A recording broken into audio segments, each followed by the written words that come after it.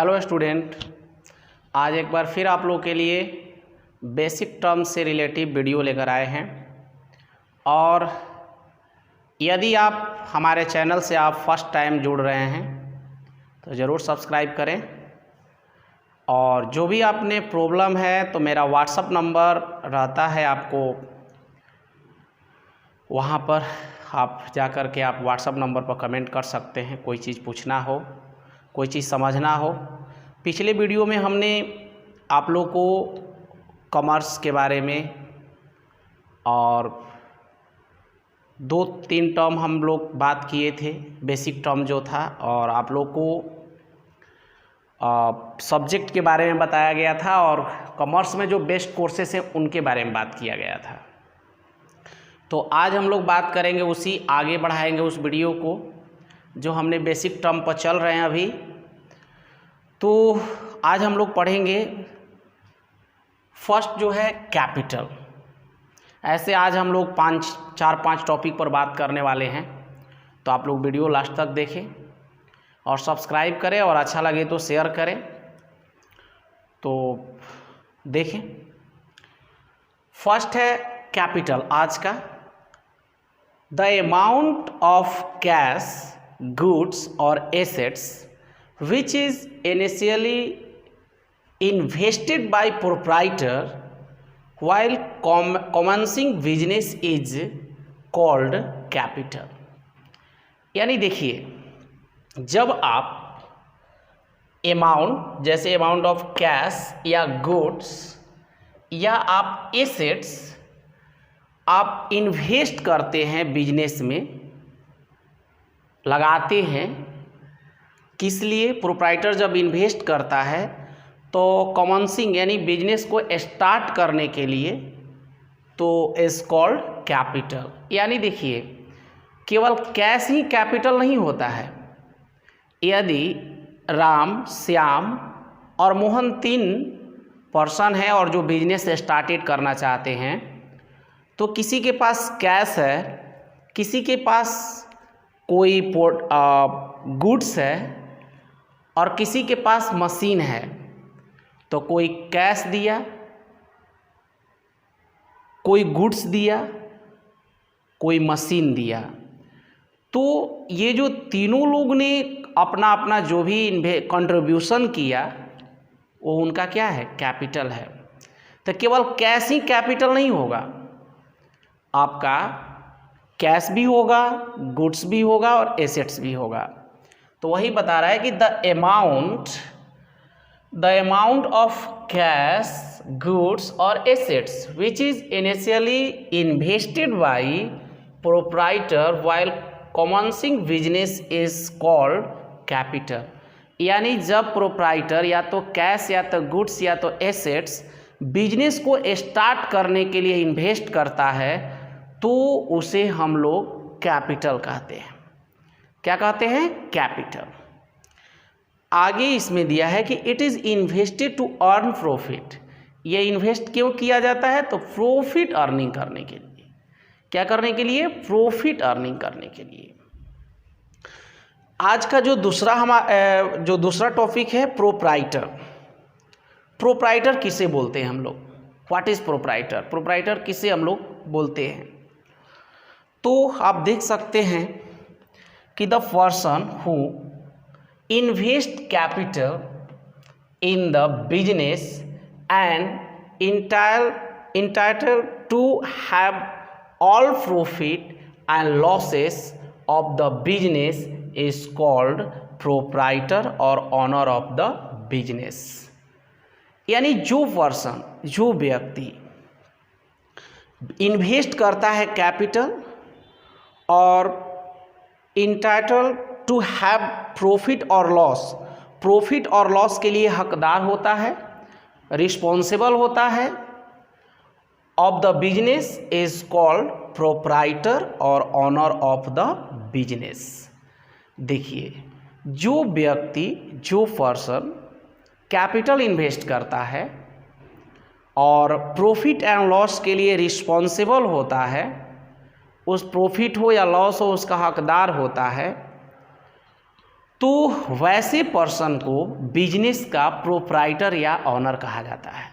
जैसे राम ने एक बिजनेस स्टार्ट किया जिसमें कैपिटल भी इन्वेस्ट किया है और उस बिजनेस में चाहे प्रॉफिट हो या लॉस हो वो दोनों के लिए रिस्पॉन्सिबल है।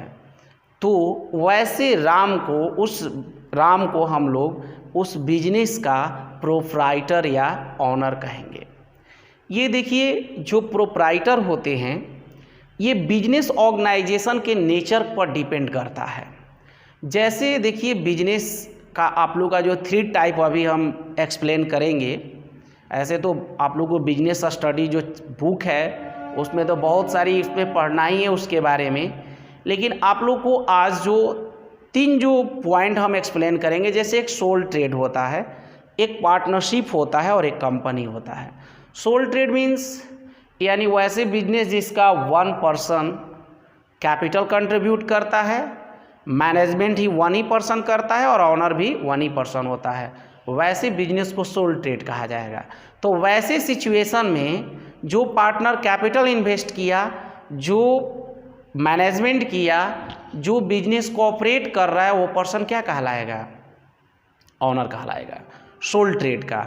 यदि पार्टनरशिप बिजनेस आप करते हैं तो पार्टनरशिप में होता है कि 2 और मोर पर्सन ज्वाइंटली कोई बिजनेस स्टार्ट करते हैं, वो कोई भी वर्क को स्टार्ट करते हैं, कैपिटल कंट्रीब्यूट करते हैं और सर्विसेज देने के लिए तैयार होते हैं, तो वैसे बिजनेस को, वैसे वर्क को पार्टनरशिप बोलते हैं। तो पार्टनरशिप बिजनेस में जितने मेंबर होंगे वो सारे लोग प्रोप्राइटर कहलाएंगे।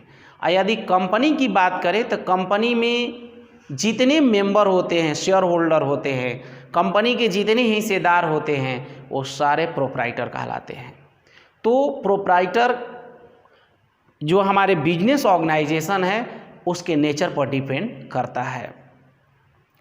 तो ये रहा, आप लोग आगे देखिए। नेक्स्ट जो हम लोग का टॉपिक है, एक इम्पॉर्टेंट ड्राइंग्स दिया है कि एनी कैश और value of goods withdrawn by the owner for personal use और any private payment made out of business fund are called drawings. देखिए, जैसे कि कोई भी ऑनर है बिजनेस का, यदि कैश विड्रॉन करता हो या गुड्स विड्रॉन करता हो, किसके लिए? पर्सनल यूज़ के लिए, निजी प्रयोग के लिए, या बिजनेस फंड से अपना प्राइवेट पेमेंट करता हो, तो उसे हम लोग बोलते हैं ड्राइंग्स। जैसे कि आप लोग अभी पढ़े हैं कैपिटल, यानी जब कोई अमाउंट कैश या गुड्स या एसेट्स इन्वेस्ट करता है बिजनेस में ऑनर, तो उसे कैपिटल बोलते हैं। लेकिन जब वही ऑनर अपने पर्सनल यूज के लिए कैश या गुड्स विड्रॉन करता है पर्सनल यूज के लिए, या बिजनेस फंड से अपने प्राइवेट एक्सपेंसेस को पेमेंट करता है, तो उसे ड्राइंग्स कहा जाता है। जैसे एक फर्म में ABC पार्टनर थे, चला रहे थे, 3 ऑनर थे, और A ने 10,000 रुपीज़ बिजनेस से विड्रॉन किया और अपने घर पर अपने बेटी का स्कूल फी जाकर जमा कर दिया।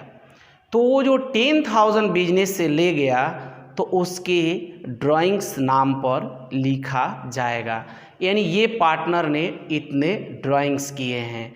या चेयर का दुकान है, शॉप है, और वहाँ से चेयर ऑनर जो है 2-3 लोग मिल कर के चला रहे हैं, और एक ऑनर ने क्या किया कि एक चेयर अपने डोमेस्टिक यूज़, घरेलू प्रयोग के लिए घर पर लेकर चला गया, तो वो भी क्या कहलाएगा? ड्राइंग्स ही कहलाएगा। तो आप समझ गए होंगे। आगे नेक्स्ट टॉपिक जो है आप लोग का लायबिलिटीज़, ये बहुत इम्पॉर्टेंट टॉपिक है। लायबिलिटी जो है, ये जो लायबिलिटीज़ है, लायबिलिटीज़ कहिए या अपने पर लोन कहिए, एक तरह से शॉर्ट में, यानी किसी पर्सन का आपके ऊपर जो लोन होता है, जो कर्ज होता है, वो क्या है आप पर, लायबिलिटीज है। जैसे दिया है कि the amount which business owes to other is called its liabilities, यानी वह अमाउंट, वह राशि जो दूसरे का बकाया हो बिजनेस पर और उसे आज नहीं तो कल क्या करना है, देना है, तो वह अमाउंट लायबिलिटीज कहलाता है।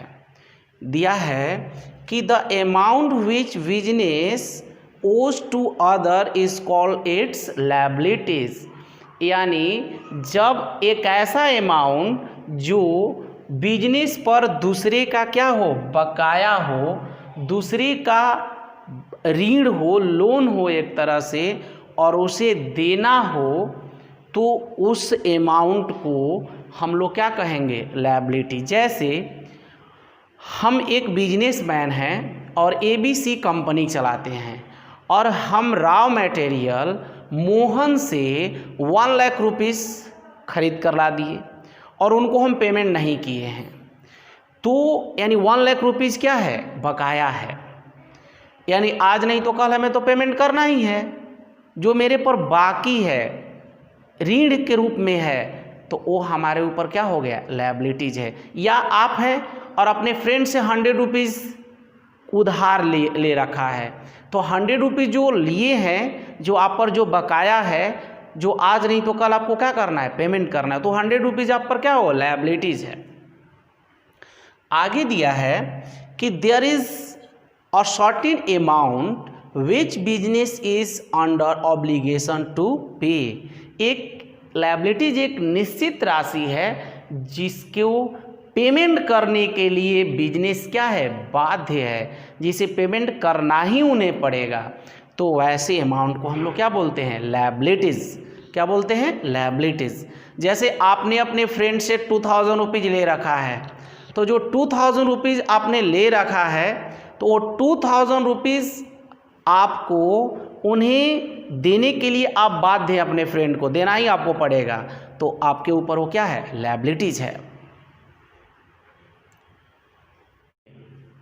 अब हम लोग पढ़ेंगे कि लायबिलिटीज में बी डिवाइडेड इनटू 2 पार्ट्स, यानी लायबिलिटीज को हम 2 पार्ट में डिवाइड कर सकते हैं।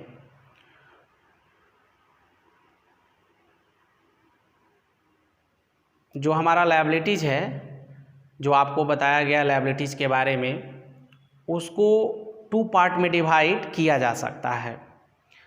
फर्स्ट है, जैसे हमने आपको बताया कि ऐसा लोन या जो हमारे ऊपर किसी का बकाया होता है, जो क्रेडिट अमाउंट जो होता है किसी को देना होता है, वो हमारे लिए क्या कहलाता है, लायबिलिटीज कहलाता है। तो ये लायबिलिटीज को हम लोग 2 पार्ट में डिवाइड किए हैं, इंटरनल लायबिलिटीज फर्स्ट और एक्सटर्नल लायबिलिटीज।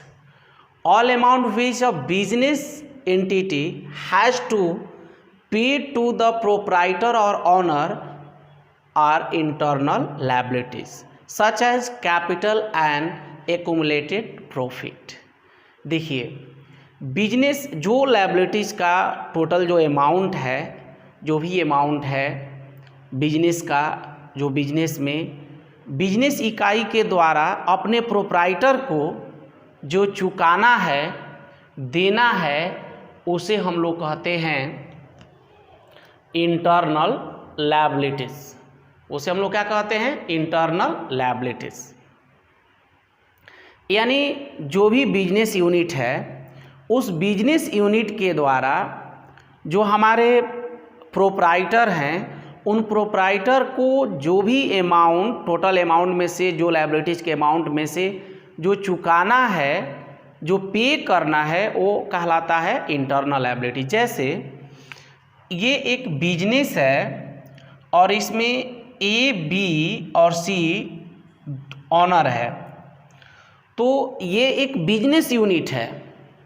इस बिजनेस यूनिट का नाम है XY। इस बिजनेस यूनिट का क्या नाम है, XY।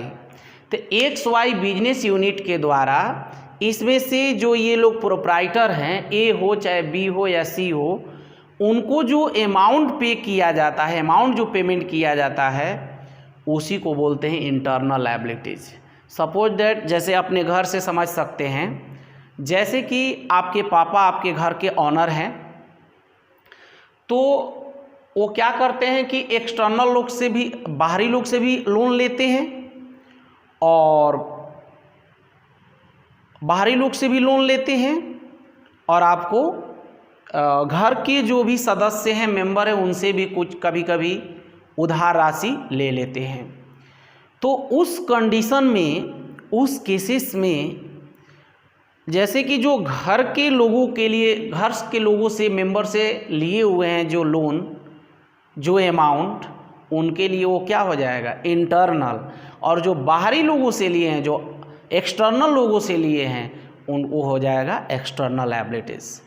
तो वही बता रहा है कि all amount which a business entity has to pay to the proprietor और owner are internal liability such as capital और एक्यूमुलेटेड प्रॉफिट।